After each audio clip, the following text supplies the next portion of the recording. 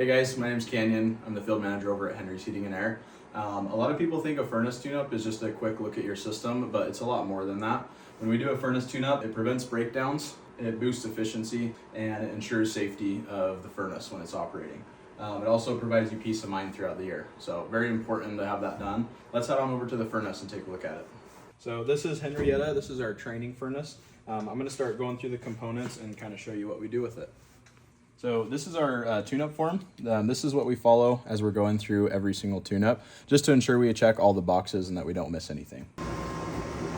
So the first thing that we do is just ensure that the furnace kicks on its own before we do anything, just to make sure the system's working properly to begin with.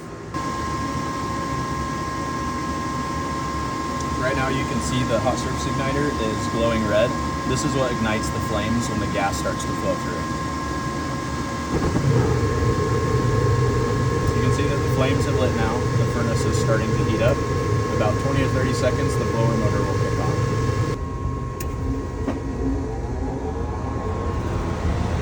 The next thing we'll do is we'll grab a photo of the nameplate on the furnace. That way we have it on file. There's a lot of stuff that tells us how old the furnace is, different operating temperatures and stuff like that. That is a lot of useful information we can use to make sure the furnace is operating properly.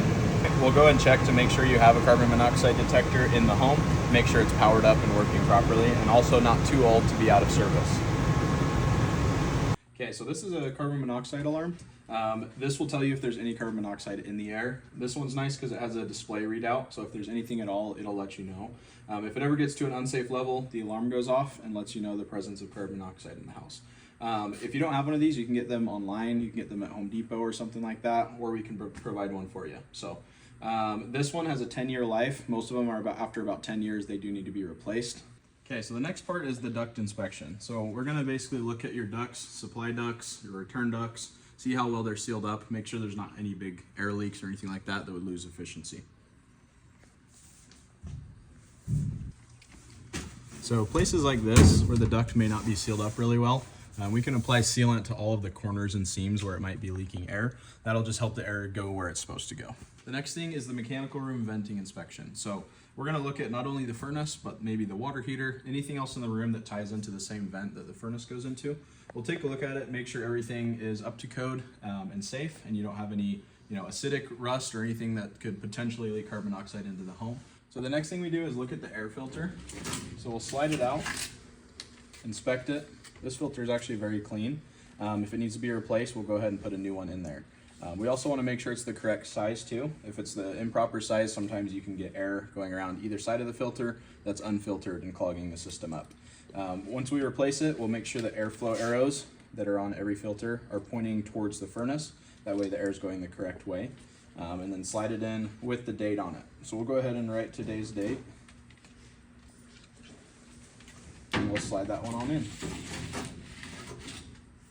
We'll also notate the size of the filter on our end. That way we know what size your furnace takes, and then we'll be prepared for the next time we come around. We also check the filter security and effectiveness. So we'll check how the filter seals up against your cabinet. This is just a training furnace, so we don't actually have a filter cabinet on here, but you'll normally have a cabinet or it'll be sitting in the ductwork like this. So we'll just make sure it is sealed up as best as possible. Sometimes the filter cabinet isn't sealed to the furnace very well, and a lot of dust can go in and around that filter that way as well. So we don't want the system to clog up. Make sure that filter is doing its job. So the next thing that we do is the burner assembly inspection. So this right here is the burner assembly. This is what the manifold that has gas in it, and that's where the gas and air mix and go into the burners. And then at the end of the burner is where the flame actually is once it's lit. So what we're looking for is any rust or corrosion buildup or heavy dust on the burners that would prevent that proper mixture of air and gas. So we can actually look inside of the burners, see how the tips are doing, make sure there's no big clumps of dust or anything that would prevent proper ignition and a smooth burn on the flame. So all of this dust and buildup in here can cause issues with it not burning properly. So we'd probably recommend a burner cleaning on something like this. So during our burner inspection, one thing we'll do is we'll look at the flame sensor. So we can pull this guy out.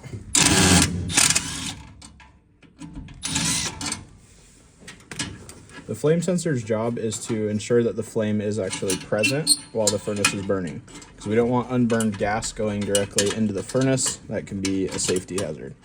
So we can pull this thing out, visually inspect it. We can see over time when that flame's burning on here, when it heats up and cools down, it'll start oxidizing. Sometimes it'll look really green, sometimes it'll look black, but either way, we can test how strong that is. You're good. So we can test how strong that signal is using a multimeter and make sure that it's sensing a strong flame signal. Okay, so now you can see I'm connected up to the flame sensor itself and then the connector that goes to the flame sensor. So we're reading the current that passes through there, and what's actually happening is when that flame lights, this has a small amount of power being pushed to the flame sensor, and that current jumps through the flame to the actual metal part of the burner. So if your burners are dirty, it can adversely affect that, and if the flame sensor is dirty, it can do the same. So once this starts up, it'll give us a reading of how strong that flame sensor current is.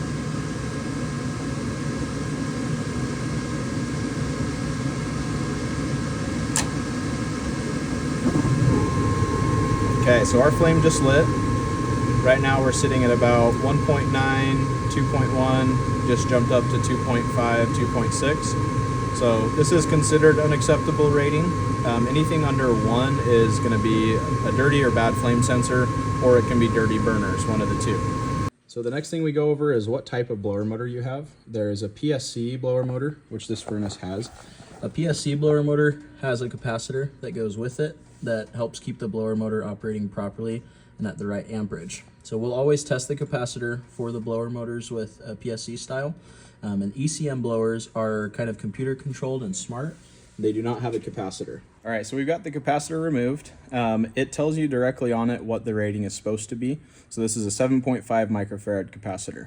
These are also a little bit dangerous because they store energy. So it can shock you if you're not careful. So it's important to always drain them of their electricity, and we do that by taking any metal object, touching it from one end to the other, and that drains it of all of its capacity if it stores any. So we can use our multimeter to check, make sure that it is in spec still. So right now this one is reading 7.53. So this capacitor is actually good. Each one has a tolerance, so this is 10% plus or minus. So we can be 10% under that or over it, and it's a good capacitor. The other thing that you want to look out for is if there's any bulging or any oil residue leaking from it, that can indicate that it's failing or bad. Okay, so now we go ahead and record the capacitance rating and then what we actually measured. So the rated threshold is 7.5, and today's actual reading was 7.53 microfarads. This way, each time we come back, we can see how that's degrading over time and when it needs to be replaced. So the next thing we're looking at is the blower motor itself. We're looking at the cleanliness of it, as well as how the bearing is doing. We'll also check for shaft play by moving the wheel in and out. If you can hear that clunking, that means this motor has a little bit of shaft play. It also has a lot of buildup and debris on the inside from not being filtered properly over the years. And then we'll check the blower wheel as well, looking at the actual fins to see if there's buildup or debris on there, which this one has a decent amount of. All of this can be avoided by having proper filtration. Okay, so the next thing we're doing is looking at the secondary heat exchanger cleanliness. There's two different kinds of furnaces. There's a non-condensing furnace and a condensing furnace. A condensing furnace will have PVC exhaust pipes, and a non-condensing furnace will have an aluminum exhaust pipe. Because this one isn't as efficient, it doesn't produce water, and so there's no condensing heat exchanger at the bottom. So we won't check that on this one, but when there is a condensing furnace, we'll get up in there and look at the secondary heat exchanger, make sure it's not clogged up or anything like that. Traditional systems will have a furnace and then an AC coil that sits directly on top of the furnace. Even though it's part of the AC, it can still affect the furnace's operation. If it's all clogged up and dirty, the furnace can't breathe properly. So we look at that evaporator coil on top of there and make sure it's not clogged up, and if it is, we can do a cleaning on it. So the next thing we'll do is we'll check our incoming voltage into the furnace and make sure it's in the normal range. So right now we're getting 121 volts, so that is good. So the next thing that we'll do is we'll check our return temperature, our supply temperature, and then see what the difference is between those. On this furnace, you can see air temperature rise is to be between 50 and 80 degrees. So we'll make sure that the air coming out is within that range, hotter than it is going in.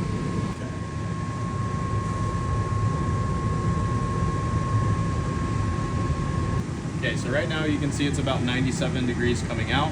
We let it run for about 5 minutes before we test this so that it can get up to full operating temperature. So now we have our reading on the supply. Let's move over to the return and test that.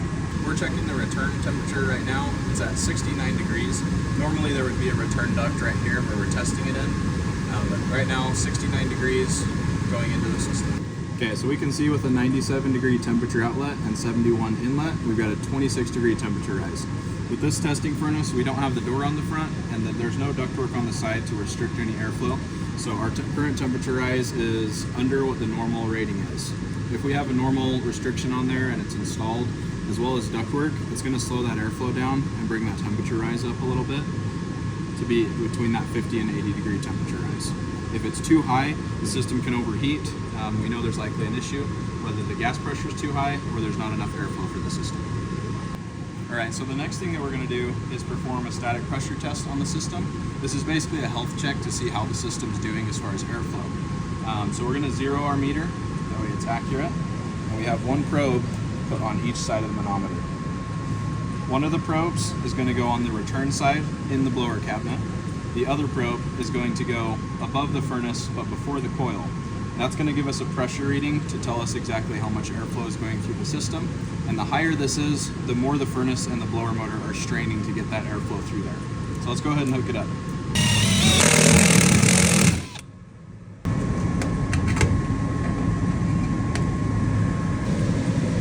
Okay, so right now we have a 0.07 on the return side. We switch over, we have a 0.31 on the supply side. So you can see by that being a lot higher, it's because we have this ductwork on here and only one outlet right now. So this builds up a little bit of pressure as the air is trying to escape. On the return side, it's low because we don't have the door on and there's not a lot of restrictions on the system right now, so it can breathe very freely. We want this to be around 0.5 ideally. If our total static pressure is 0.9, 1.0, anything over that, then there's a huge restriction on the system. And then from there we can figure out where that restriction is and make sure that the system is breathing freely. So it's important that we check static pressure. This is going to help ensure the blower lasts as long as possible. And just make sure the ductwork overall is healthy for the system. Okay, go ahead and check our amperage on our inducer motor. So we do this by grabbing one of the wires coming off of it and use an amp clamp, and it'll tell us how much power the inducer is using. Right now we're at 0.82 amps. Now we can compare that to the rated amount on the actual inducer motor. This inducer motor is 1.71 amps max. So if we're over that 1.71 amps, then we know that the inducer is starting to fail and it's overamping. Okay, so the next thing we're going to check is our inducer draft. This tells us how strong the inducer is pulling the exhaust gases out of the house. We're going to do that by taking this pressure switch tube off of the pressure switch. This pressure switch is designed to make sure the system is operating safely by making sure it's pulling the exhaust gases out fast enough. If something gets stuck in here or it slows down or this motor just fails, it won't be able to close the pressure switch and the furnace can't turn on. So we'll put this on our manometer, zero the manometer again. You can see as we turn it on, it starts building up negative pressure. So we're at 0.82, 0.81, so we can compare that to the actual pressure switch rating and make sure it's strong enough. Okay, so the next thing we're going to do is check our blower amperage. We'll do this by grabbing the neutral wire coming off of the blower motor.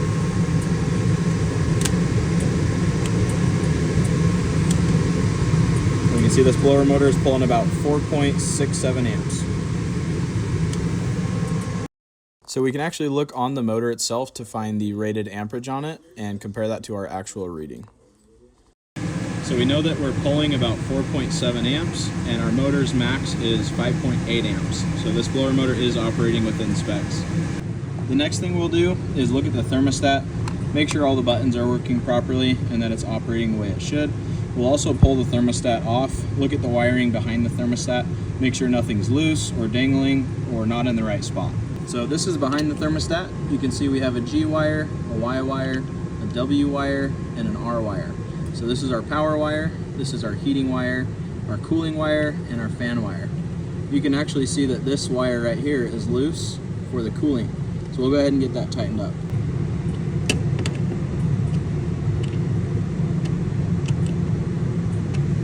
Next on our list is a combustion analysis. So we're gonna hook up a combustion analyzer into the exhaust pipe. We're gonna test the efficiency of the system, make sure it's operating properly. So we're gonna insert this into the exhaust pipe and set the depth so it's about in the center of the pipe. We're gonna let our combustion analyzer boot up and calibrate itself.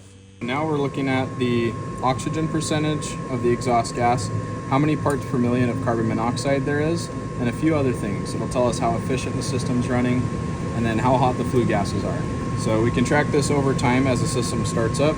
You can see the carbon monoxide shot up, and then our oxygen is starting to deplete because that gas is being burned in there. So we'll let this run for about 5 minutes and then see where we're at on our carbon monoxide. Okay, so it's been burning for a little while now. We can see that our carbon monoxide is sitting at 28 to 27 parts per million. Over time, as it runs a little bit longer, it kind of creeps down and then balances out. So this is where we're at. That is definitely a safe, acceptable level of parts per million in the exhaust. We can see our oxygen is at 15%, it was originally at 20. As we move down, you can see the efficiency is burning at 77.9%. This is an 80% furnace. That's also acceptable. We can probably tweak the gas pressure a little bit to get it up closer to that 80%. So now that we have a hole in our exhaust, we want to cover it up to make sure we don't get any exhaust gases into the home. We'll cover it up with either tin tape or RTV. So the most important measure is actually checking for CO in the airstream. This will tell us if any carbon monoxide is leaking out of the heat exchanger and into the home, which we don't want. So right now we've got it propped up in our airstream, and we can check our CO, which is sitting right at 0 parts per million. That's what we want to see. And then our oxygen is right around 20%, because that's normally what's in the air. Okay, so one of the most important things that we do is inspect the heat exchanger for any cracks or corrosion or rust. So we can actually stick our camera in each of the burner tubes on the heat exchanger, push it all the way down there, looking for any cracks or possibly anything obstructing it as well. So as we're going into this one, not seeing any rust really or any cracks, which is a good sign. So we'll go through each of the burner tubes on here on the heat exchanger. See, there's a little bit of debris down in there, nothing crazy. And right at the end here is normally where your hot spots are and where normally the cracks will form, if any. So far, so good. So cracks are formed from heating up and cooling down hundreds of times throughout the life of the unit. And that causes expansion and contraction where eventually the weakest point will start to split and open up.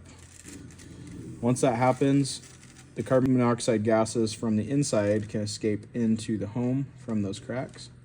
So now that we've looked at the inside of the heat exchanger, we can also look at the outside. See if there's any corrosion, rust, or cracks. So you can see there's a little bit of rust and corrosion on this heat exchanger. We'll just kind of take our time and go through looking at each of these tubes, make sure there's nothing concerning. All right, well, thank you for being a part of the Henry's How-To Furnace Tune-Up video. If you haven't had a furnace tune-up done recently or ever, now's a great time to do it. Go ahead and give us a call and we can book you a furnace tune-up. Thank you.